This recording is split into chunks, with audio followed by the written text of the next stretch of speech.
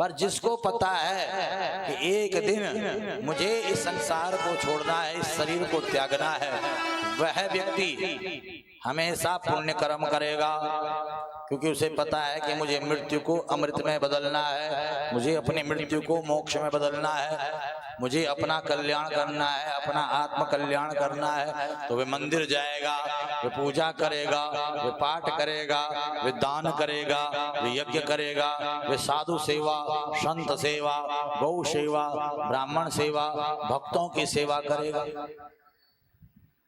तो इसलिए जो चाहता है कि मेरा कल्याण हो, उसे अपनी मृत्यु का स्मरण बनाए रखना है, क्योंकि मृत्यु अटूट सत्य है, इससे बड़ा सत्य और कोई नहीं है।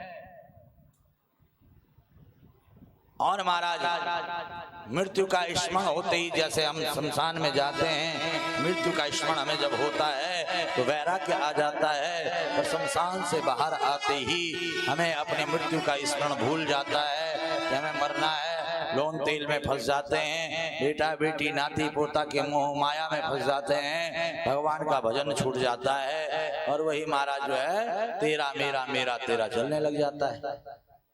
इसे कहते हैं मरघट वैराग्य।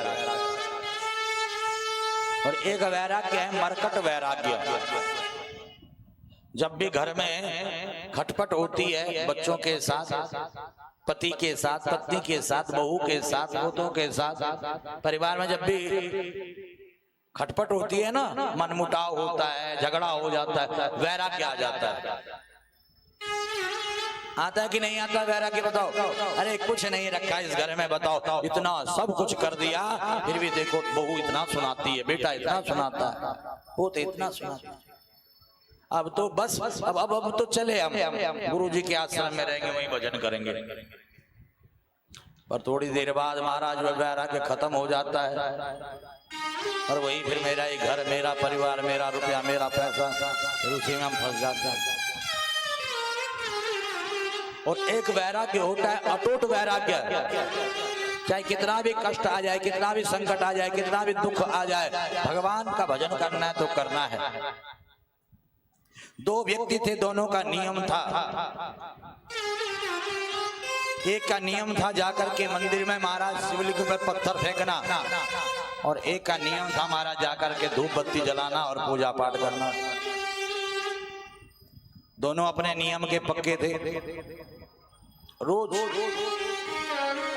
उनका अपना अपना नियम पक्का था। भगवान महादेव ने देखा दोनों कई वर्षों से आ रहे हैं, नियम के दोनों पक्के हैं, चलो परीक्षा लेता हूं कि सबसे ज्यादा पक्का नियम किसका है। तो भोले बाबा ने अपनी माया का प्रसारण किया, आंधी चलने लग गया, तूफान चलने लग गया, बादल गरजने लग गए। अब महाराज जो पूजा करने जाता वह प्रतीक्षा कर रहा कि जब बारिश बंद होगी तब जाऊंगा। अगर बारिश में चले गया तो महाराज बीमार पड़ जाऊंगा, जुकाम लग जाएगा, खांसी लग जाएगा। वो प्रतीक्षा कर रहा है सुबह से शाम तक।